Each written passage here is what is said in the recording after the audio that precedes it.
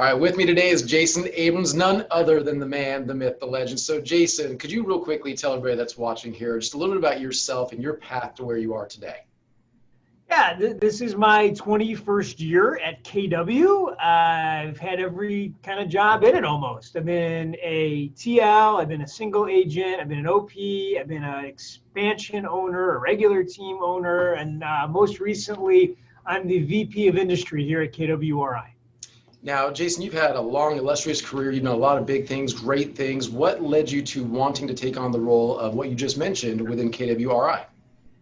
I looked up and I saw a need. I won an award for top innovator from Inman. I think it was 17. Our team was nominated. We didn't win because we do open houses and cold calling. It's not that innovative. But anyway, so we just make money. But so I went to get it, and there was this group of people on stage who were all technologists. Average age was like 11.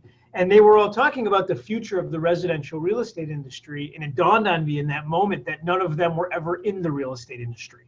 They had never sat with a buyer, sat with a seller, and had any idea what it is that we do. And this dystopian future that they were describing, where people swipe right to buy a house and real estate agents don't exist, that really kind of pissed me right off. And so I asked the question, where could I make those people's the lives most difficult? And how could I, at the same time, empower my real estate brothers and sisters? And that brought me here. And going back on that, I saw you on stage maybe a couple of years ago in Vegas. I believe it was an NLA event, and you were talking about that, about how they out there are trying to put the everyday agent out of business, and you got extremely passionate about it. What creates such passion for you about that topic? I don't really have a plan B. Like some of you all probably do. Like I know the kind of people that hang out with Michael and Cody, and you all probably are competent in a lot of things. I'm not.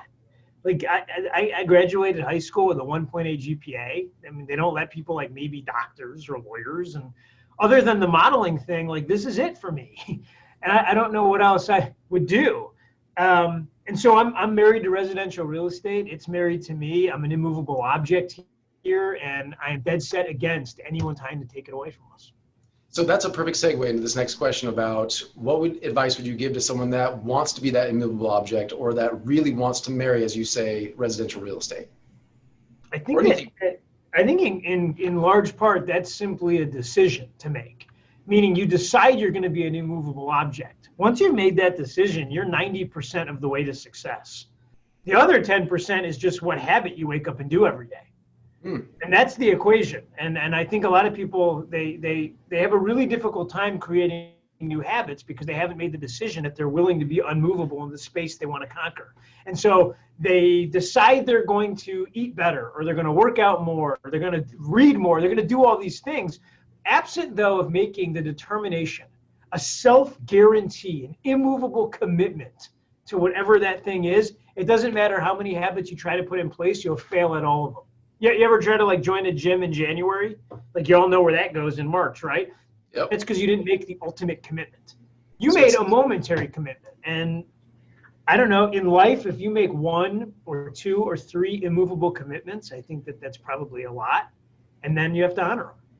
I love that. And how do you find yourself honoring those? What are some tips or tactics you can share with people that how you honor those commitments? For me, everything begins with data, then I make an insight, then I take an action in that order. So the data for me is going to be whatever information I can derive, then I'm going to try to figure out what it means, then I'm going to form a habit. That's how I look at it. And so the challenge of deciding whether you're going to wake up tomorrow and do your lead gen, or you're going to wake up tomorrow and do your follow-up. There's this book, it's called The Wealthy Gardener. It's by John Saforic. And there's this line in it that I really like. I was just reading this. Hang on. Here. It says, many things are indeed more important than money, but overcoming the money problem allows us to focus on these important things. Without money and time, we yield little power over life.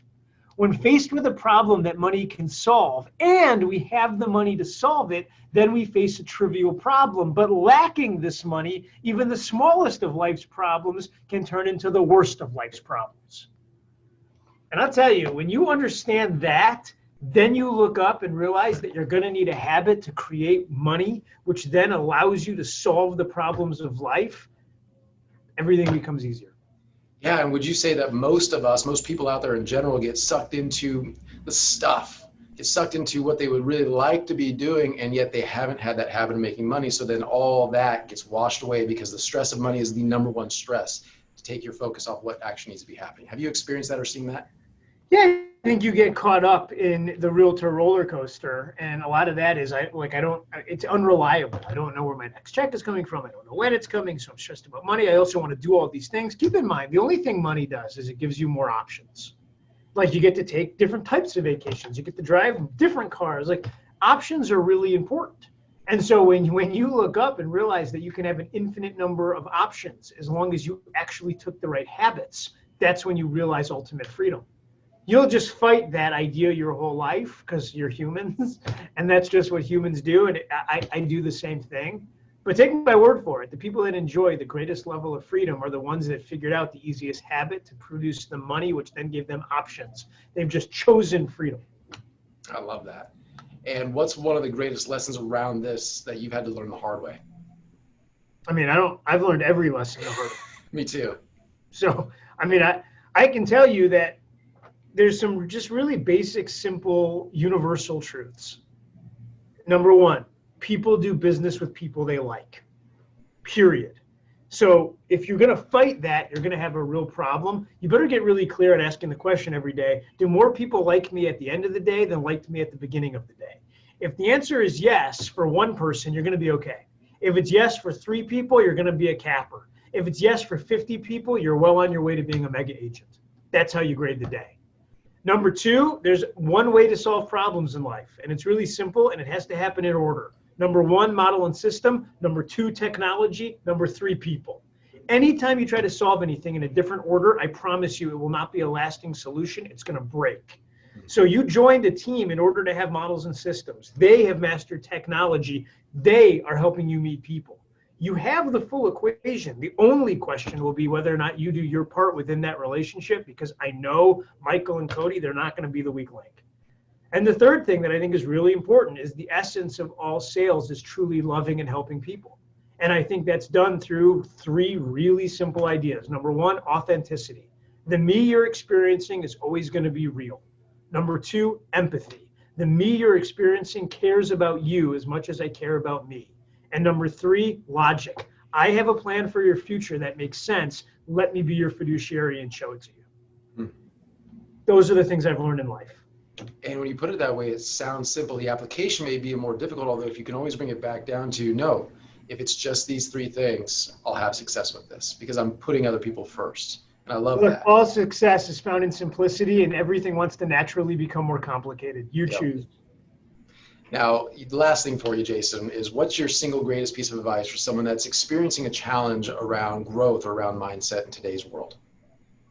Growth and mindset. That's interesting. There's a great book here. Hang on. Here. The book is called $1 Million Habits. It's Robert Ringer. He says, if belief cannot be willed, how does one acquire it? The same way he achieves an understanding of the way the world works, through the attainment of knowledge and wisdom. The greater your knowledge and wisdom, the more confident you are in your beliefs. By knowledge, I am referring to the acquisition of specific information. By wisdom, I'm referring to insight or common sense. So think about that for a second. Like if you're having a problem attaining belief to overcome something, it's either because you don't have enough knowledge or you don't have enough wisdom. Here's the thing. I believe that all of us are innately born with a soul, and that soul is filled with all the wisdom and common sense that we need to get through life at the highest level. The question is, will you attain the knowledge to unlock the power of that soul? That's the question. And I've spent my whole life fighting, trying to find the keys to unlock the doors that are all locked within me. And they're all locked within you too. And you're going to find people in your life that inspire you. And you're going to hear something they say, and you're going to physically feel a door unlock. And you can't help but feel that when certain people speak. I would tell you to spend more time listening to those people. I would tell you to spend more time reading words that give you energy. And you live in a time where the collective knowledge of all humanity is literally in your pocket. What are you looking up on yours? Meaning, you can read now more than ever, you can listen to podcasts more than ever, and you can watch. You're living in the golden age of documentary. The only excuse for not knowing where the keys are to unlock the doors inside of you is that you haven't been looking hard enough. That's all on you. And this is the first time during the entire human experience that I believe that's the case. And that is the true gift of this moment in time. Jason, thank you, man. I appreciate you doing this for everybody because I took a ton out of this already, and I'm going to go back and rewatch this multiple times. So thank you for being here. Is there any final words you'd like to share with everybody that's watching? No, just thank you guys for everything you're doing. The power of Keller Williams is not here in Austin, Texas. It's literally in your relationships with your customers. It's every time you make a deposit into your data bank by caring about somebody that you ultimately get to make that withdrawal of letting them let you represent them. And I just, everything y'all are doing, thanks. You're the best of us. Thank you, Jason. Appreciate it. Appreciate the kind words and the wisdom too, man. Have a great day. All right, see you guys. All right, bye-bye.